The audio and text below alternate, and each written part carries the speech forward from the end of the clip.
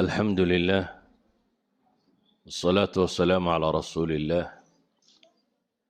اللهم وفقنا لما تحبه وترضاه، وبعد فسلام الله عليكم ورحمته وبركاته.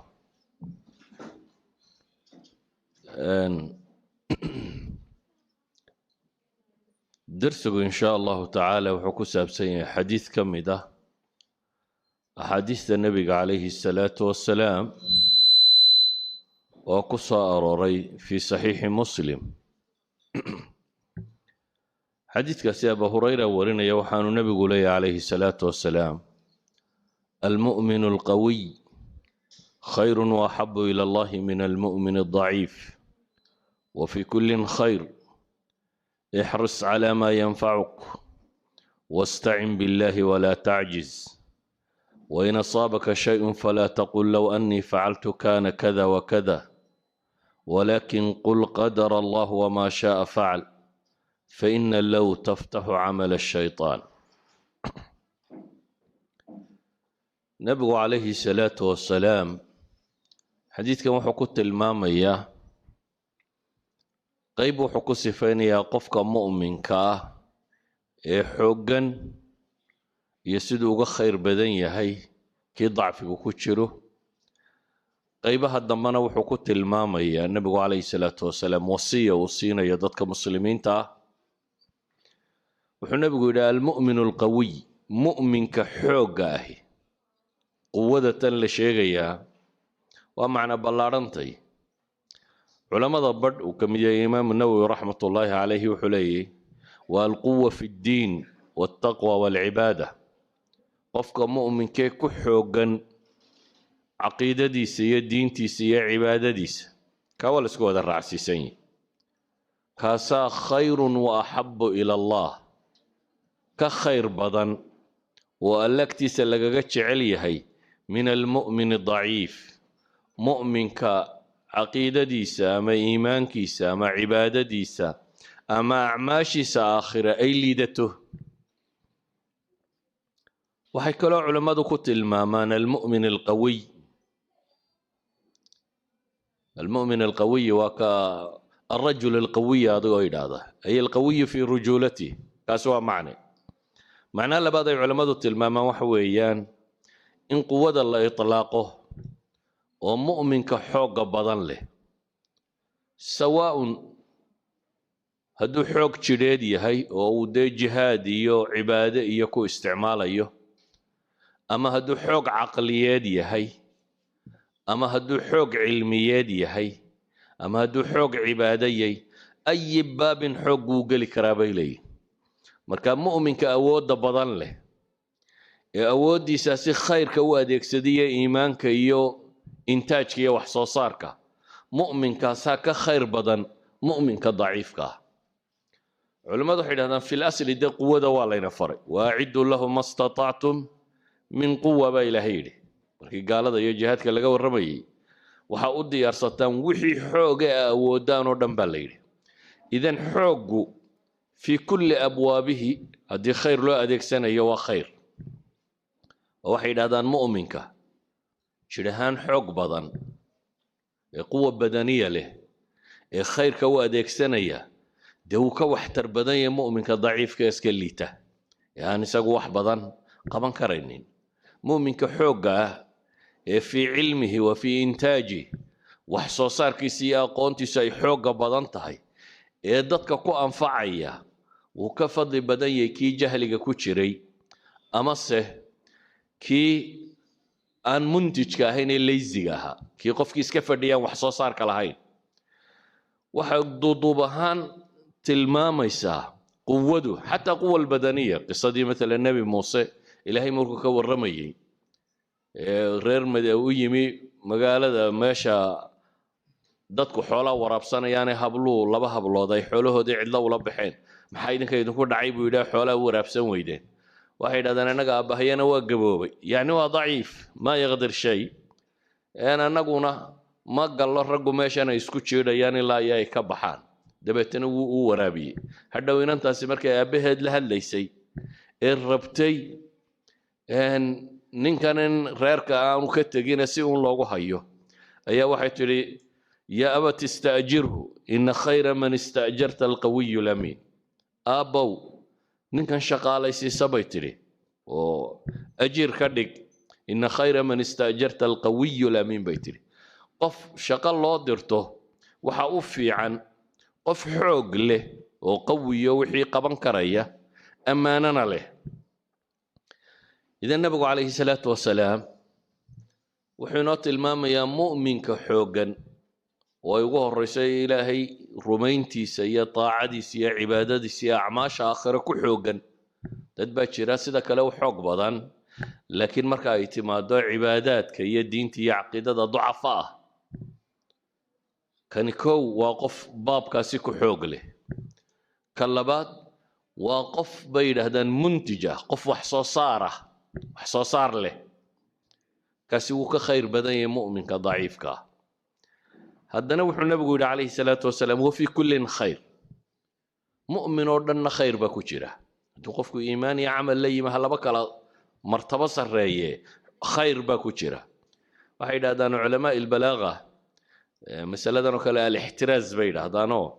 وحي كنت المامان قفكو انتو وري راهضو إن سيابك الآن لو فهمين أيوك احترازا مثلا الله القرآن كوحكوري لا يستوي منكم من أنفق من قبل الفتح وقاتل أولئك أعظم درجة من الذين أنفقوا من بعد وقاتلوا مص النبا إلى هيري كوي فتح مكهر تدحولها بحيات دقا الله ما يدين توسوها القمي كوا سا درجة سرية وفتح مكة وحي كدن بي وحي مركاي السلامية وحقبطيميان وحدو ترسيس لهين هداد سيدا وفهم لهيد ويقلدم لهيد لكن إلهي بكسي جوابه وحولي وكلا وعد الله الحسنى لما أنتو إلهي باوية بوهي وناق لبضو بوناق بيلي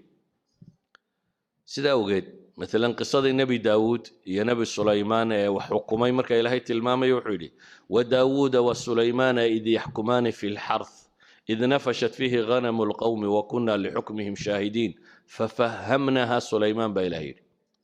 واحد أستاذ نبي داود يا نبي سليمان مركي أي حوله بيرتا قالي حكوميين وحي إلهي كنت المامي ففهمناها سليمان نبي سليمان بانو فهمسين نبي سليمان بان فهم سي داود وحقرن ما يمياه ما يسأن كان لوغا فهمين با إلهي وكلنا آتينا حكما وعلما لما أنت دوحا نسيني با إلهي سبحانه وتعالى حكميه يا علمي با لبضو با لما أنت دوي لهاي آيات كلا إلهي لا يستوي القاعدون من المؤمنين غير أولو الضرر والمجاهدون في سبيل الله بأموالهم وأنفسهم فضل الله المجاهدين بأموالهم وأنفسهم على القاعدين درجة وكلا وعد الله الحسنى على كل نحن وصعنا وفي كل خير إني تلماميسو مؤمن كإيمان صحيح لغاها لا طاعدي سليمي كل بينه خير كسوغيني لكن markay timaado mu'minka in classification lagu sameeyo in la kala sooco inuu ka qawiga ka khayr badan yahay ka daciifka abu nabigu tilmaamay alayhi salatu wasalaam qaacidada markuu nabigu sheegay ayuu wuxuu inoo tilmaamayaa dardaaranana siinaya dardaarankani waxa uu sheegayaa wixii qofka mu'minka qawiga ka dhigi lahaa maxaa qofka mu'minka xoog u yeelaya wuxuu nabigu yiri kow احرص على ما ينفعك waxaad ku dadaashaa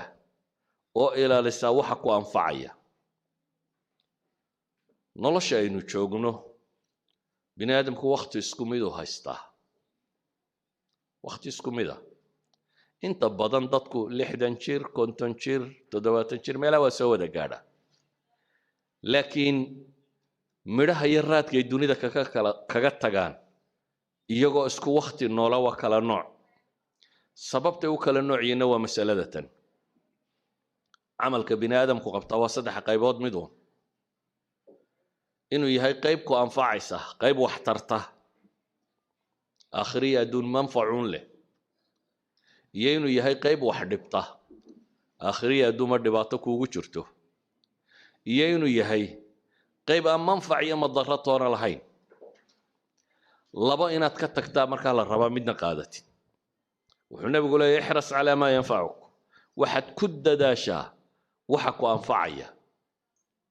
waqtigaaga iyo maalintaada iyo xooggaaga iyo cilmigaaga iyo aqoontaada iyo hantidaada iyo garaadkaaga iyo waxaad awood leedahay oo dhan waxaad ku isticmaashaa waxa ku anfaca. taa macnaheedu waxa weeyaan waxaad ka tagtaa wixii ku dhibaya ka tag. waxaad kaloo ka tagtaa waxaan macnaha samaynaynin. dadka in badan oo ka midi waxaabay dhib ku ah waqtigoodaba, marka waxay raadinayaan waxay ku dilaan, waxay ku madadaashaan. madadaaladu waa wuxuu rabo qofku inuu waqtigiisa ku baabi'iyo, xooggiisa iyo xoolihiisa iyo caqligiisa ku baabi'iyo, aan adduunkana manfac ku lahayn, aakhirana manfac ku lahayn. adduunna wax kama tarayso waxaan u wadaa, aakhirana wax kama tarayso. qofna isagu wixii dhibayay baabuu waqtigiisii ku bixiyey, wax xaaraan oo aan diin ahaan ku bannaanayn oo caqiid ahaan bannaanayn oo ayuu ku bixiyey. nabigu calayhi salaatu wasalaam markaa wuxuu ina leeyahay ixris calaa maa yanfacak, calaa maa yanfacuk, ku dadaal waxa ku anfacaya. bitacbiiri ahli lcasri waa waxay yidhahdaan kun muntijan aw kun iijaabiyan, qof wax soo saar le ahaw, qof wax tara ahaw, qof wanaagga qabta noqo.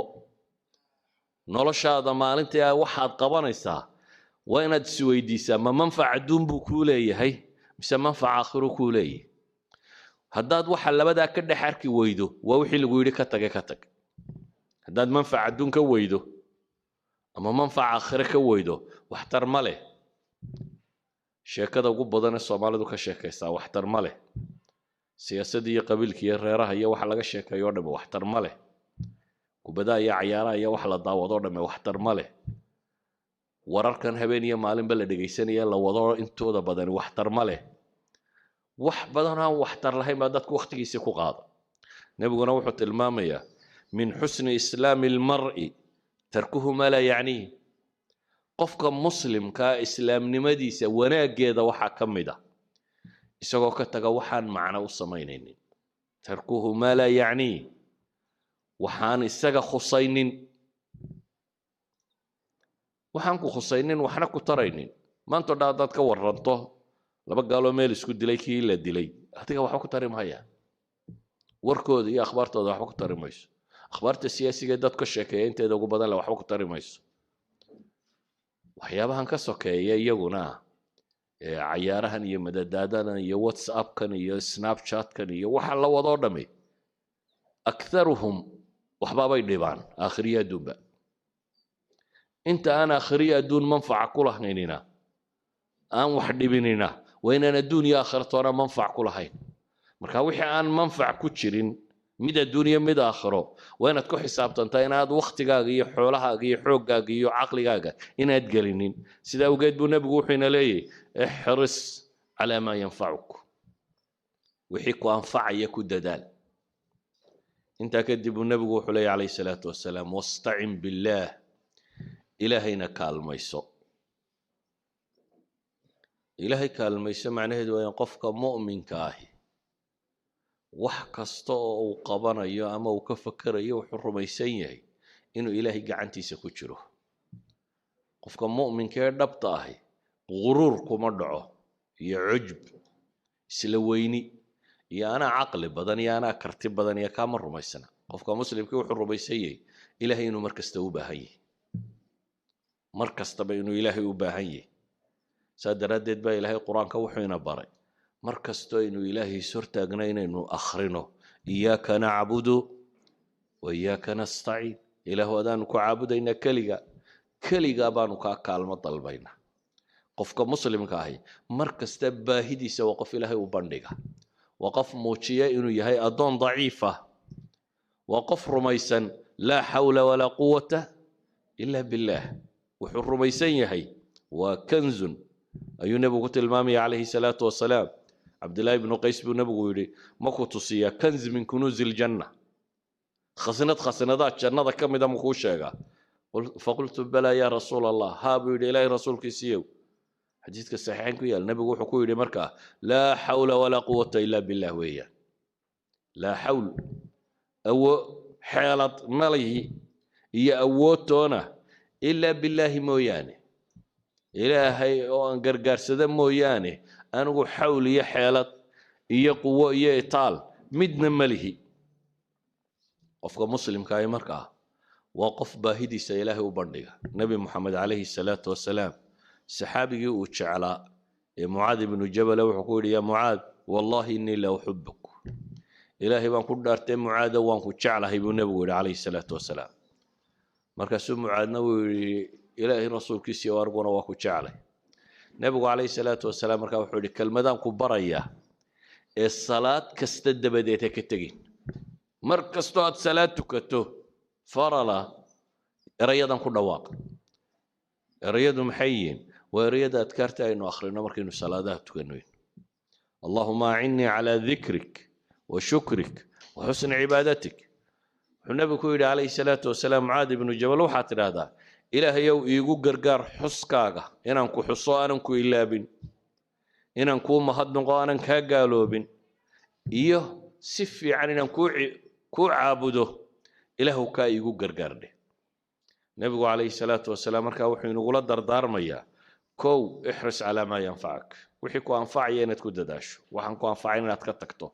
isla markaana inaad ilaahay tala saarato oo ilaahay subxaanahu watacaala aad u tala saarato wax walba wuxuu nebigu raaciyey markaa taa cagsigeeda waxaa dadka u diiday inay wax qabtaan walaa tacjis buu nebigu leeyahy calayhi salaatu wasalaam tacjis iyo tacjas labadaba waa la odhan karaa buu yidhahdaa imaamu nawowi laakiin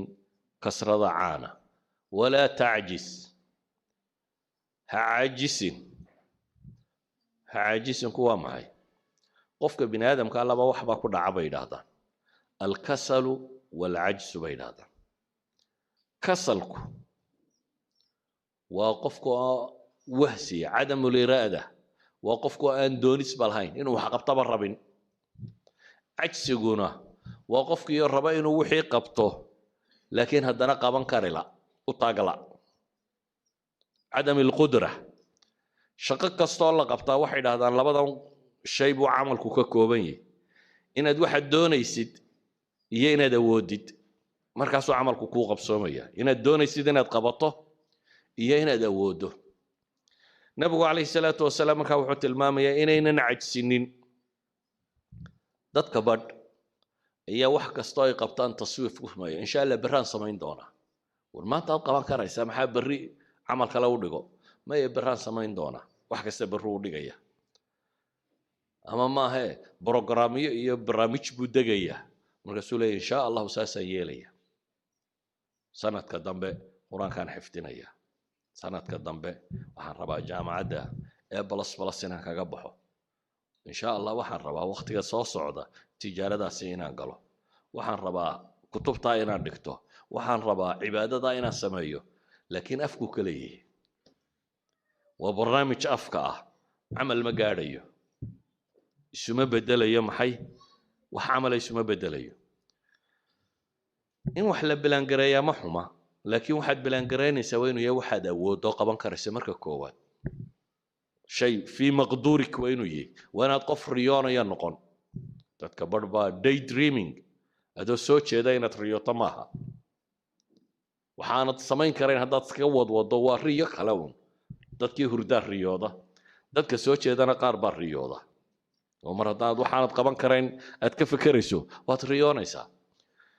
waxaad balaangaraysay waxaad qaban karta waa inuu noqdaa marka labaadna waa inaad fulisaa fulintu dadka badh baa fulanima haysaa armaa dadku kula yaabaa armaa si xun lagu eegaa armaa shaki unbaaba iskaga soo ururaya dadka badh oo wixii uu qaban lahaa u diidaya armaa lagu idhaahdaa waxaan wuu istusaya waxaan kan buu samaynaya laakiin nebigu wuxuu ina leeyahay ixris calaa maa yanfacak wastacin billaah walaa tacjis marnaba ha caajisin bale nebigu calayhi salaatu wasalaam saxaabigii u shaqayn jiray anas ibnu maalik ahaa ayaa wuxuu leeyahay anuu nebiga u shaqaynaya wuxuun baan maqlaa isagoo ku celcelinayoo leh allahuma innii acuudu bika min alhami waalxasan waalcajsi waalkasal waalbukhli waaljubn wadalaci addayni waghalabati alrijaal isagoo ku celcelinayo le ilaahu waxaan kaa magan galay warwarka iyo walbahaarka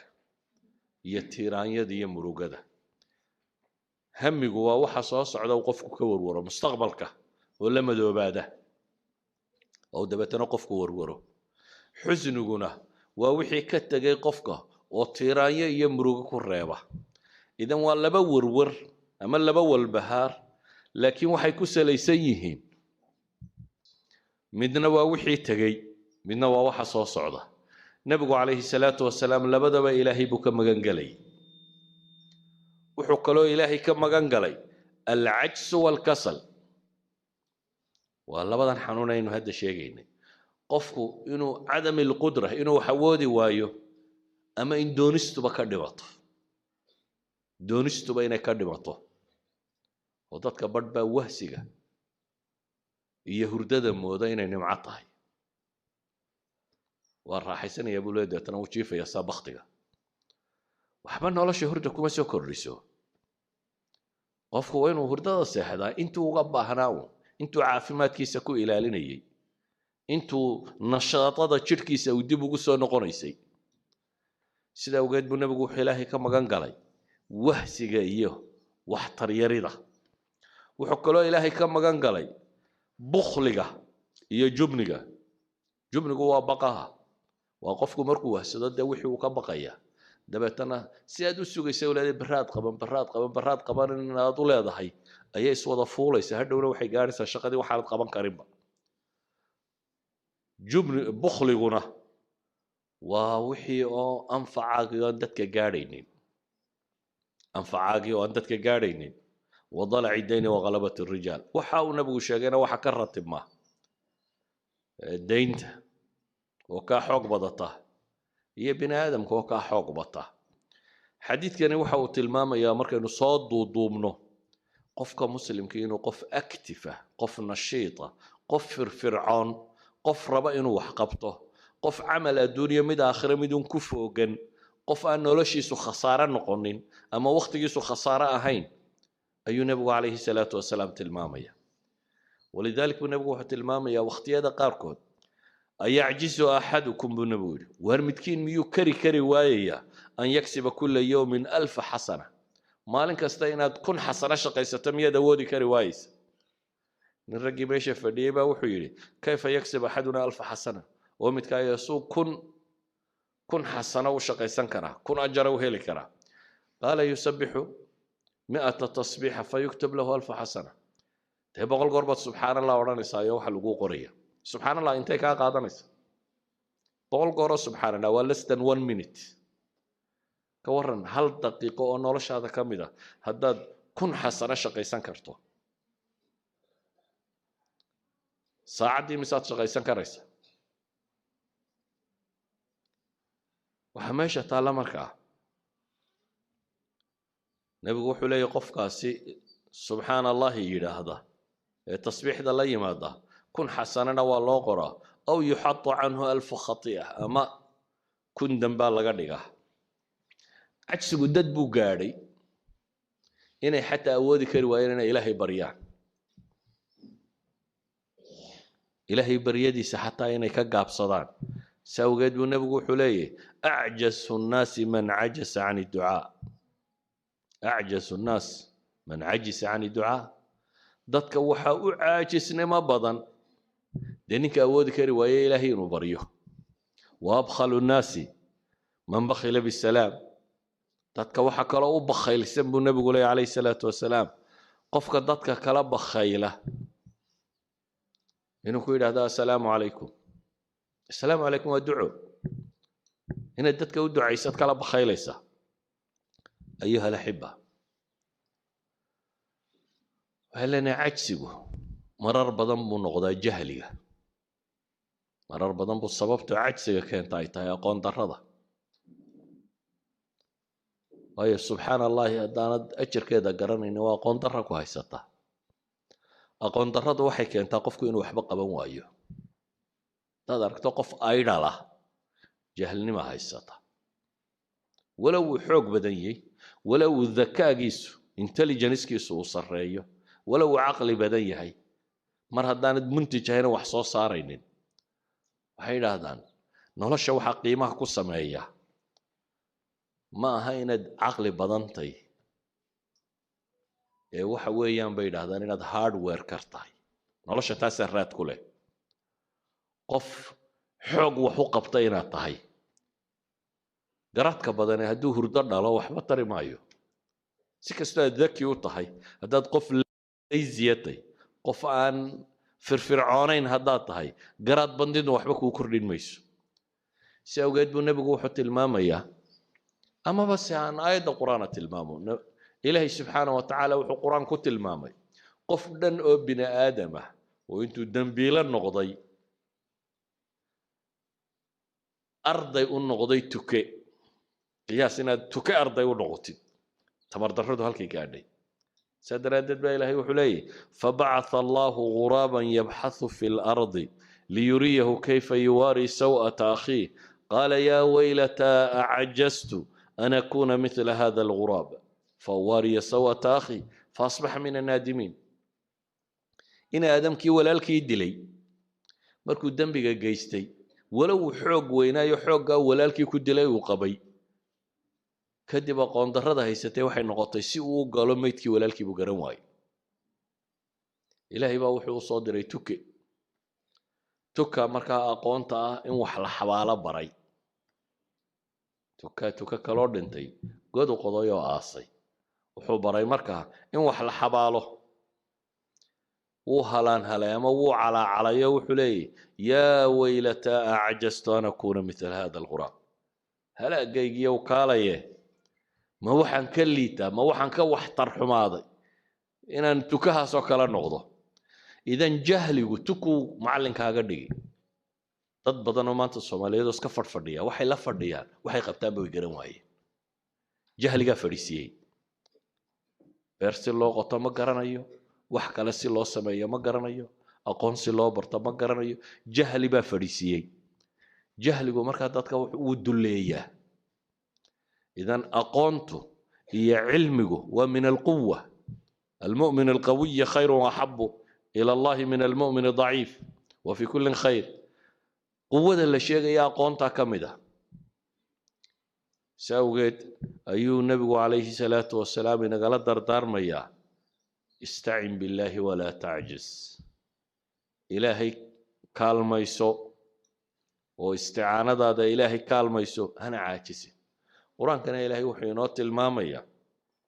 in badan baa ilaahay wuxuu qur-aanka kaga warramaya reer banu israa'iil oo la leeyahay khuduu maa aataynaakum biquwa war waxaan diinkaanu idiin soo dejinnay war si ijtihaad iyo firfircooni iyo xoog uu ku jiro khuduu maa aataynaakum biquwa baa ilaahay leeyahy nabi muuse maxaa ilaahay leeyahy wakatabnaa lahu fi lalwaaxi min kulli shayin mawcidatan watafsiilan likulli shay fakhudha biquwa وأمر قومك يأخذوا بأحسنها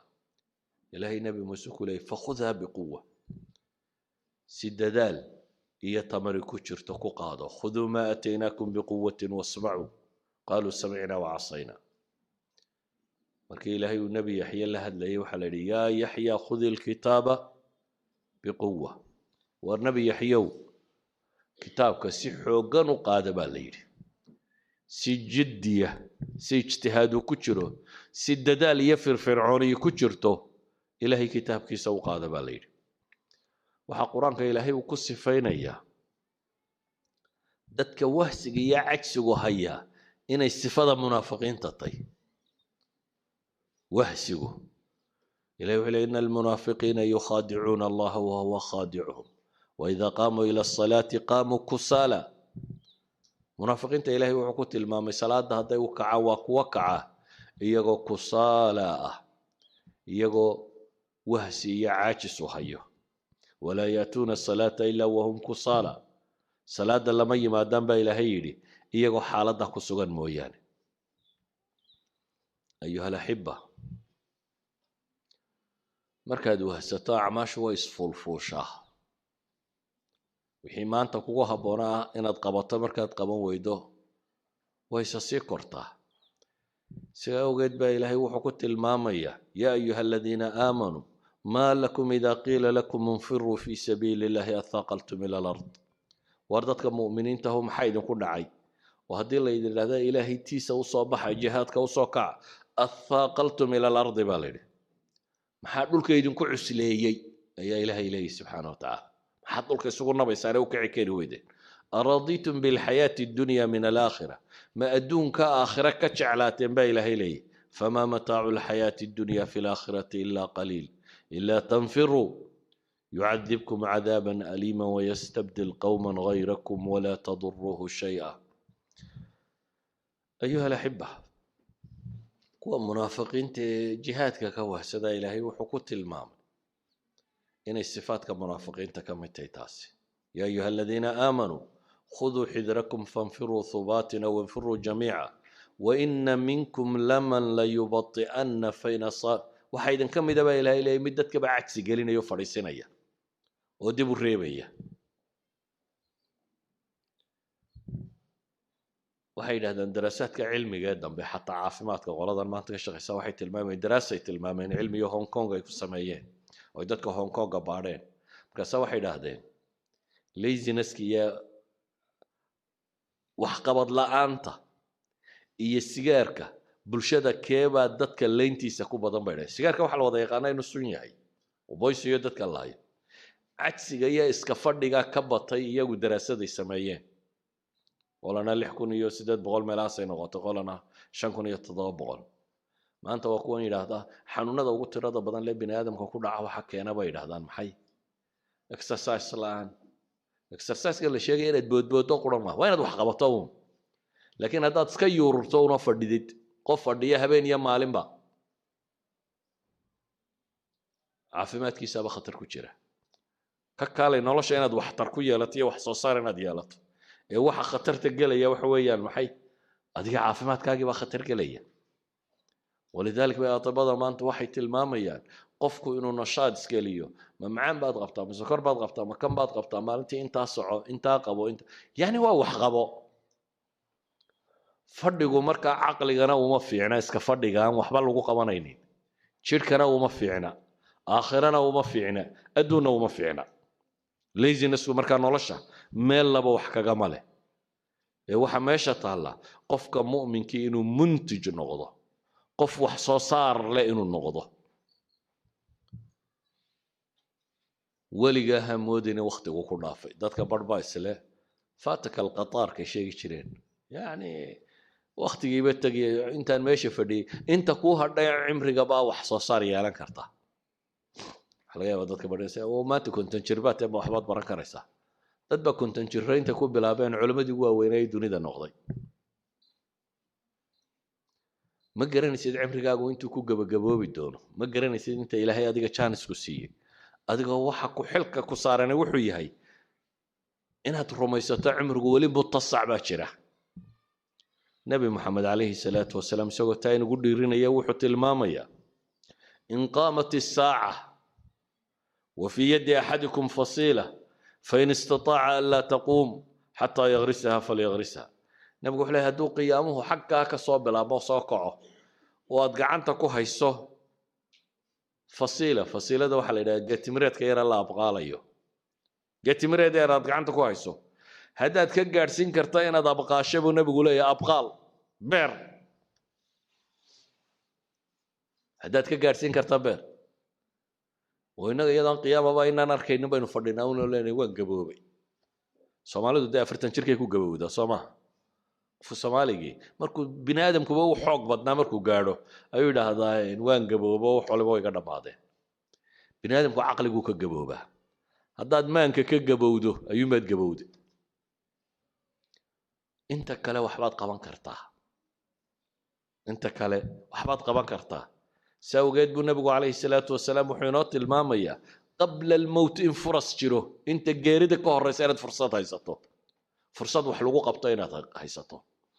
waxaad yareysanaysaa wax weyn noqda waxaad yareysanaysaa maxaan uga jeedaa sadar quraan inaad qaybtaa waa wax kula yar Soomaa xadsalada oo haddaan maalin kasta sadar qayb goorma quraan ka dhamayn haddaan sadar qayb goorma quraan ka dhamayn waxay dhahan dhowr iyo 10 sanadood ku dhamaynaysaa haddaad maalin kasta sadar qaybto هذا هو صدر هل صدر واحد هذا وحقبتكو تراكمك بيريتانكو قيمها كو سمايا مركنا قبان سو wax yaraantiisa ayay ku muuqanay haddaad maalintii hal safxa qorto hal page haddaad maalintii qorto sanadkii imisaad soo saaraysaa ugu yaraan 2 buug baad qori kartaa sanad kasta waayo sanadku waa 365 maalmood haddaad maalin kasta page qorto macnaheedu waxa weeyaan ugu yaraan buug 300 page ka badan ayaad qori kartaa laakiin haddaad tiraahdo ma xaashi aan qorayba buug noqon doontaa maxaan xaashi ka qori doona aqoontu iyo waxqabadku iyo waxtarku taraakumka inay biirtaabay wax ku noqotaa wax kasta oo biira aakhirka wuxuu tagaa maxay wax qiimo leh buu noqdaa taas waxay keensanaysaa inaad waqtiga waxba yaraysanin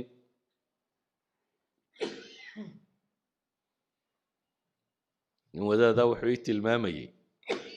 jaamacad buu master degree ku qaatay isagoo shaqo kale markaa wada inta uu gaariga soo socday uu gurigiisa ku sii socda buu dhageysan jiray una cajiladii jaamacadda warkeeda inta loo duubo ayuu wuxuu dhageystaa inta maxay uu gaariga sii wado hadda inta gaariga gurigaaga jaamacadda inta tagtay gurigaaga ku sii socota inta aad dhageysato ayaad ku qalin jabin kartaa laakiin waa hadday taraakumto de waa haddaad maalin walba sida tan u dhageysanayso marka waxaan uga dan leenahay camalku iyo waxqabadku iyo waxbarashadu iyo wardigu iyo wax waliba in la biiriyaabay wax ku noqdaan in la joogteeyaabay wax ku noqdaan camalka inaad joogtayso ayuu wax ku noqonaya ilaahina wuxuu ina leeyahay walaa tahinu walaa taxzanu waantum laclawna in kuntum mu'miniin war dadka mu'miniinta wahniyo idinku dhicin haniyad jabina hana murugoonina idinka koreeyaba ilaahay tilmaamaya hadda kuwa mu'miniinati hadda dariiqa iimaanka raacdaan waa koreynaysan hatta markan awoodaadu intaad qaban kartaa ha yaraata laakiin inta qabo sawgeed baa ilaahay quraanka wuxuu leeyahay waka'ayyin min nabiyyin qaatala ma'ahu ribbiyuuna kathiir فما وهنوا لما أصابهم في سبيل الله وما ضعفوا وما استكانوا والله يحب الصابرين بدنا أنت النبي قاتل معه الربيون معي سايلا دقال قالين كوا ربي لو نسبي داد إلهي سليبي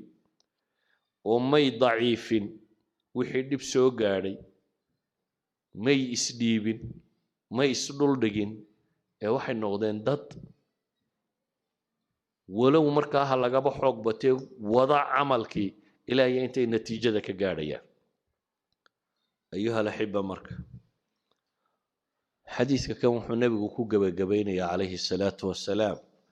weer tilmaamaysa ereyga low ah wixii ka tagay tiiraanyadooda inaad isku mashquulin oo wuxuu nabigu tilmaamay calayhi salaatu wasalaam ha oranin bal ma haddaan sidaa iyo sidaa yeeli lahaa waxaasaa soo bixi lahaa saasaa noqon lahay faina low taftaxu waxay furtaa low waa camal shaydaan albaabka shaydaankay furtaa oo maxaa jira alqadaa walqadar mar hadduu ku dhaafo lama calaacalo qaar baa waxay yidhaahdeen low kaanuu cindana maa maatuu wamaa qutiluu haddayna la joogi lahayn waa kuwo منافقين وحيلين مسلمين تصور ما نسهدي يسكتشوي لهايون نلا فردي لهاين ما ماتوا وما قتلوا ما نيدنتين لبندلين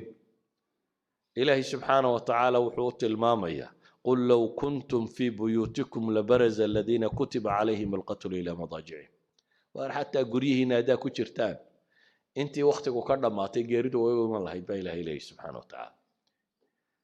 سأوجد لو waxay culimada qaar yiraahdaan mawduuc tacliimku bay ku fiicantay ayaa la isticmaali karaa oo mesela jaamacad baad ka soo qalin jabisay wixii aad barataa marketka aan shaqo ku lahayn qof yar baa ku yiri ila tale markaas waxaad ku tiri maanta haddaan chance ka haysan lahaa low kan haddaan chance ka haysan lahaa kan maan galayna ka san gali lahaa وللتعليم قف كم بعد ربطين هذا والنتيجة أنا وضدا صوم يوم في عناه واحد سكوت ضيدا محي كان كلينا ساس الدرادات بالنبي لها لو استقبلت من أمري ما استدبرت